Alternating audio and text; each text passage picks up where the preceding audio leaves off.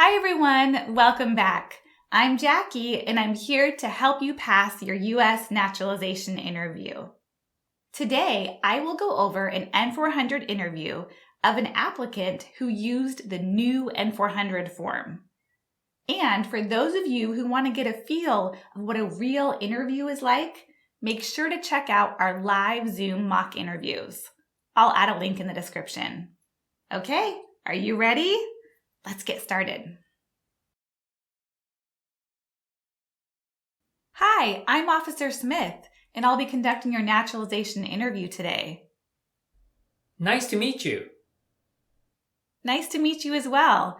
How's your day going so far? Fine, thank you. How about you, officer? Thanks for asking. I'm doing great. Before we start, I need to put you under oath. Please remain standing and raise your right hand. Sure. Do you solemnly swear and affirm that the statements you are about to make will be the truth, the whole truth, and nothing but the truth? I do. Great. Please have a seat. Okay, thank you. And tell me, what did you just promise? I promised not to lie. Good. And do you know why you're here? I'm here for my citizenship interview. Good. Why do you want to become a U.S. citizen? I would love to vote and have a better life for my kids. Great answer. Can I see your appointment notice? Sure. Here you go. Thank you. May I also see your permanent resident card, also known as your green card, your passport, and your state-issued identification. Thank you. My passport is expired. Is that okay? That's not an issue. Don't worry. Thank you. Okay. Can you confirm your current legal name for me, please? Yes, it's Jin Woo Park. Okay. And is Jean your first name and Woo your middle name? No, Jin Woo is my first name. I don't have a middle name. Okay. Have you used any other names? My coworkers call me Jimmy. Okay. And with your citizenship, you are entitled to change your name legally at no cost. Do you wish to change your name today? No, thank you. I would like to keep my current legal name. Okay. What is your birthday? October 3rd, 1985. Okay. And where were you born? Seoul, South Korea. Okay. And can you please show me your birth certificate? Sure. Here's a birth certificate in Korean and a notarized copy in English. Okay. Thank you. As part of our interview, you have to pass the American Government and History exam and the English language proficiency. This includes reading, writing, speaking, and understanding of English. We're going to start with the Civics Test first. I'm going to ask you up to 10 questions, and you need to answer at least 6 of them correctly to pass. Do you have any questions before we start? No, I don't have any questions. All right, let's start. First question. The House of Representatives has how many voting members? 435. Very good. If both the president and the vice president can no longer serve, who becomes president? I'm sorry, I didn't catch the question. Could you repeat it one more time for me, please? Sure. If both the president and the vice president can no longer serve, who becomes president? Okay. The Speaker of the House. Correct. What is one responsibility that is only for United States citizens? Vote in a federal election. Very good. Who was president during World War I? I don't know. That's okay. All right. Here's another question. Who lived in America before the Europeans arrived? Native Americans. Correct. There were 13 original states. Name 3 of them. That would be New York, New Jersey, and New Hampshire. Very good. What did the Emancipation Proclamation do? Free the slaves. Excellent. You've answered 6 questions correctly, and we'll stop the test now. Congratulations, you've passed. Thank you. Next, I'm going to ask you to read one English sentence and write one English sentence. Both will be conducted on the tablet in front of you. First, read the sentence that's showing on the tablet out loud, please.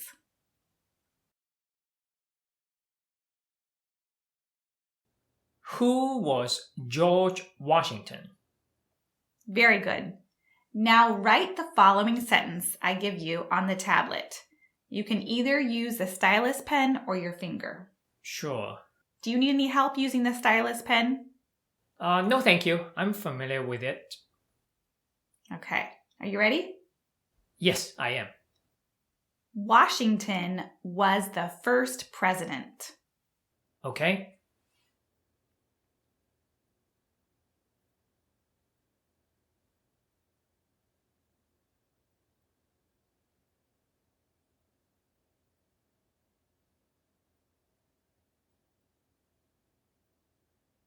Okay.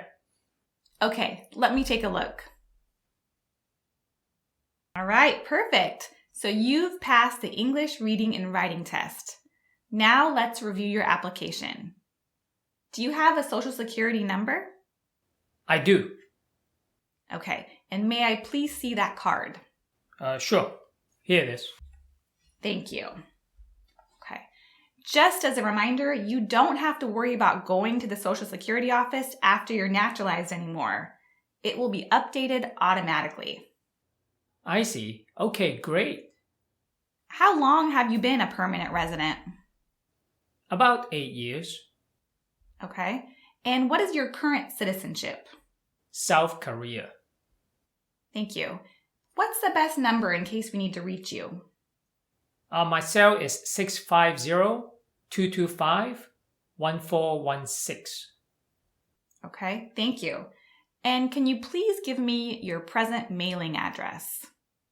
888 Scenic Drive, Palo Alto, California, 94020. Okay, thank you. Is this also the same address where you live? Yes. Okay. And how long have you lived at your current address? Since 2016. Okay. Is it a house or an apartment? It's a house. Now let's go over your travel history. How many international trips have you made in the last 5 years? I've made 3 trips. Okay. And have you made any new trips after submitting your N-400? Yes, I made 1 trip. Okay, and how long was that trip? About 3 weeks. Okay. Could you provide me the date you left the U.S.? March 20th. Okay. And when did you come back? April 15th. And where did you go? Cancun, Mexico. Oh, very nice. All right. And what was the purpose of your trip? Vacation. How did you like Cancun? It's very relaxing, but it's a little bit too touristy for me. Okay. Your application states that one of the 3 trips was over 6 months in Korea. Could you tell me more about that one? Yes, I have the opportunity to teach digital marketing to high school kids in South Korea. Okay. Did you maintain any ties to the US during your absence? What does that mean? Was your family here? Did you have a job to come back to? Do you have any property here, such as a bank account or a house? Anything that shows that you maintain your residence during your absence. Yes, I pay my mortgage and all my bills. I kept all my bank accounts active. My boss also kept my job, and I also filed my taxes for that year. Okay. And could you show me the mortgage statements, tax transcripts, utility bills, and your bank statements during that 6-month period? Sure. Also, do you have any document to prove that your boss kept your job? Yeah, of course. I have all the documents here and also the letter from my boss confirming that he kept my position when I was out. Here you go. Okay, thank you. Great. All right, now let's talk about your employment. Are you currently working? Yes, I'm working full-time. Okay. And can you please give me your employer's name where you're currently working? Sure, digital diagnostics. Okay. And what's the address of your employer? 542 Pike Street, San Jose, California, 94808. Thank you. And what do they do? They sell lab diagnostic equipment to hospitals. Nice. And what do you do for them? I'm a senior director in marketing. How long have you been with the company? About 5 years. Do you receive any type of public assistance? No, I don't.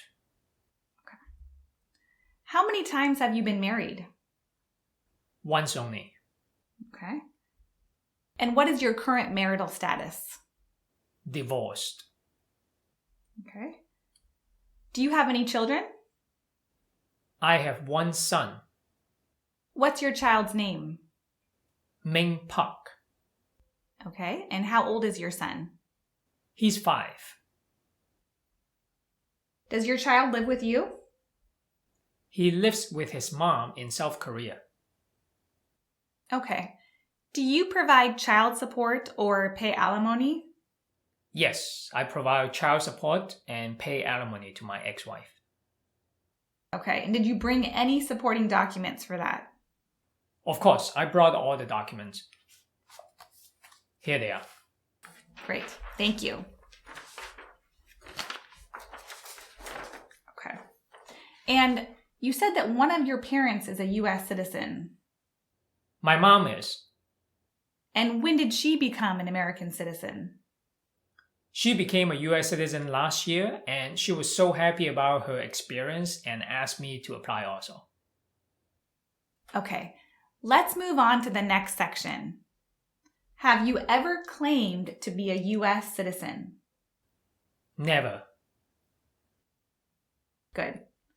Since you became a lawful permanent resident, have you called yourself a non-resident alien on a federal, state, or local tax return, or decided not to file a tax return because you considered yourself to be a non-resident? Never. I lived in the US, so I cannot claim myself a non-resident on any tax returns. Great. And do you currently owe any overdue taxes? No, I always file my taxes and pay them on time. Very good. Have you ever been a member of, involved in, or in any way associated with any communist or totalitarian party anywhere in the world? Never. Good. Have you ever advocated any of the following or been a member of, involved in, or in any way associated with any group anywhere in the world that advocated any of the following? The overthrow by force or violence or other unconstitutional means of the government of the United States or all forms of law. Never. Opposition to all organized government. Never. World communism. Never. The establishment in the United States of a totalitarian dictatorship. Never. The unlawful assaulting or killing of any officer or officers of the government of the United States or of any other organized government because of their official character. Never. The unlawful damage, injury, or destruction of property. Never. Sabotage. Never. Do you believe in religious freedom? Yes. Good. And what does that mean? It means you can practice any religion or not practice a religion. Very good. Have you ever ordered, incited, called for, committed, assisted, helped, or otherwise participated in any kind of sexual contact or activity with any person who did not consent or was unable to consent or was being forced or threatened by you or by someone else? Never. Good. Have you ever served in, been a member of, assisted, or participated in any military or police unit? Yes, I had mandatory military training in South Korea when I was 18. Okay. And how long was the service? About a year and a half. Okay. And is that the only time you received weapons training? Yes, that's the only time. Have you ever been arrested, cited, detained, or confined by any law enforcement officer, military official, or immigration official for any reason, or been charged with a crime or offense? No, I only have some traffic tickets. Okay. Did any of the traffic tickets involve a DUI, lead to an arrest, or severely injure another person? None. They are just speeding tickets. Okay. Good. That's not an issue. So no other arrests or other citations, correct? Correct. Okay, thank you. Did you ever give false testimony to an immigration officer to gain immigration benefits? No. Good. Do you support the Constitution and form of government of the United States? Yes, officer. Good. Do you understand the full oath of allegiance to the United States?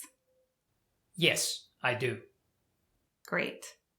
Are you unable to take the oath of allegiance because of a physical or developmental disability or mental impairment? No, I don't. On your application form, you checked yes. So is that a mistake? I'm so sorry, officer. That is indeed a mistake. Would you be able to fix it for me, please? I really appreciate it. Sure, that's not a problem. Let me make that change right now. Okay. Thank you. If the law requires it, are you willing to bear arms on behalf of the United States? Yes, I'm willing to. And can you tell me what this question means? It means during a war, are you willing to use a gun to defend the United States? Very good. And if the law requires it, are you willing to perform non-combatant services in the U.S. Armed Forces? Yes, I'm willing to. Good. And if the law requires it, are you willing to perform work of national importance under civilian direction? Yes, I'm willing to. All right, great. That concludes your interview. Give me a minute and let me update your application. Okay. Please scroll through the application on the tablet and review the changes I've made. If you agree with the changes, sign at the bottom of the page and click Accept. What you're signing also states that everything you have just told me in your N-400 petition is the truth and is correct. Okay?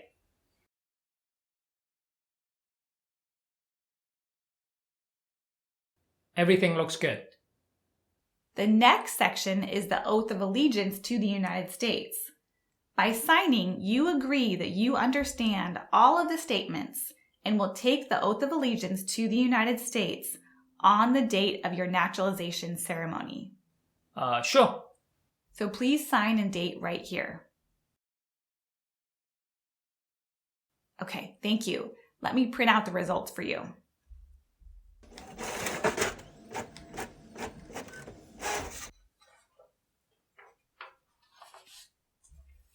All right, this concludes your naturalization interview.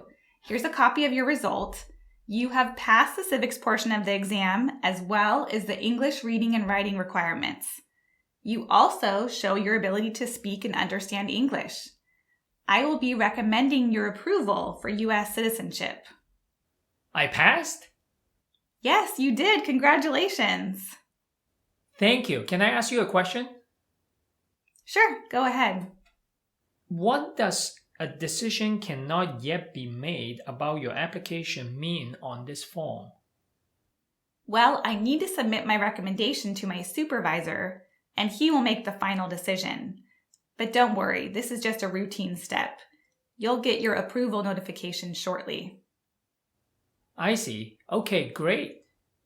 And when USCIS accepts my recommendation, you will then receive a notice in the mail about the date, time, and location of the oath ceremony.